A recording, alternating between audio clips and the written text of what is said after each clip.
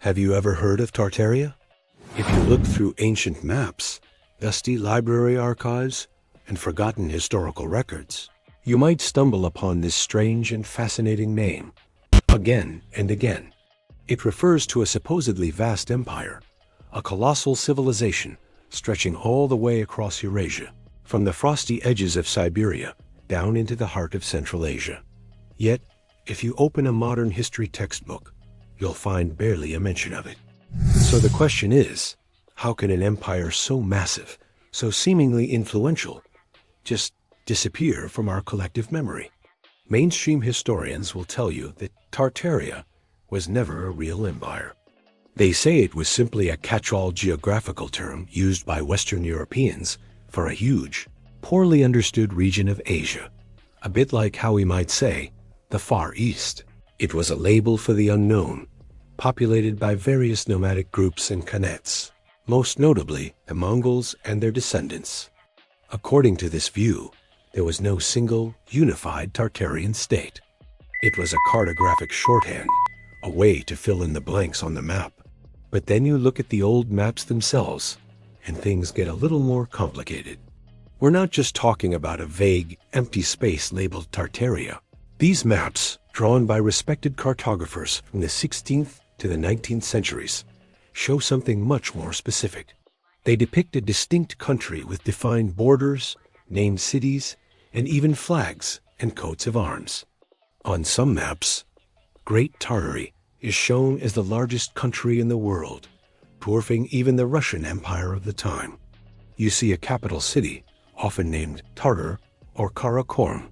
You see provinces like Chinese Tartary, Independent Tartary, and Russian Tartary.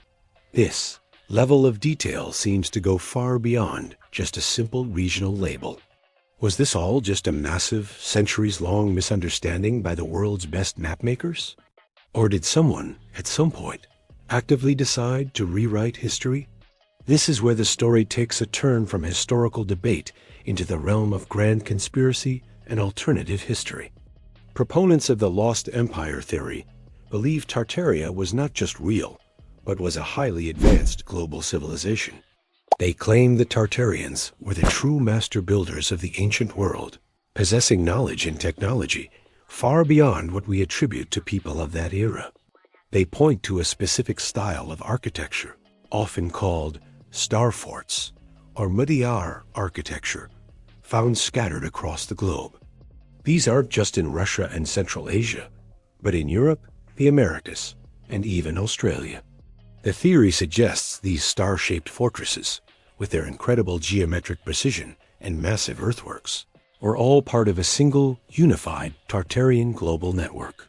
They also point to grand, ornate buildings from the 18th and 19th centuries, the kind with massive columns, soaring domes, and intricate stonework. Think of the old post offices, banks, and government buildings you see in many cities. The theory posits that we didn't build them. We inherited them from this lost Tartarian civilization. The official narrative says they were built during the Industrial Revolution.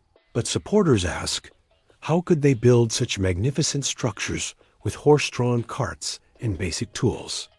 They claim these buildings show evidence of advanced engineering, possibly even a form of free energy technology drawn from the atmosphere. So, if this magnificent empire existed, what happened to it? How could it be erased so completely? This is perhaps the most dramatic part of the theory. The story goes that Tartaria was destroyed in a massive, cataclysmic event sometime in the 19th century. Some versions of the theory speak of a great mud flood. They point to photos and physical evidence of old buildings around the world, where the ground floor is partially buried, with windows and doors leading to nowhere but dirt.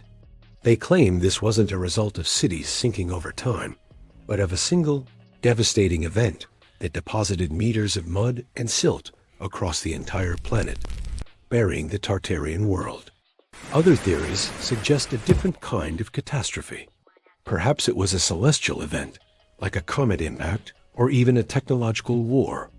There are whispers of a silent, high-tech war fought with energy weapons that reset civilization. The victors of this war, a new cabal of global elites, then supposedly scrubbed Tartaria from the historical record. They rewrote history books, destroyed documents, and created a new timeline to legitimize their own power, leaving us with the fragmented, confusing version of the past we have today. The world's fairs of the late 19th and early 20th centuries are often cited as part of this cover-up. The official story is that these magnificent, sprawling exhibition halls were temporary structures built just for the fairs.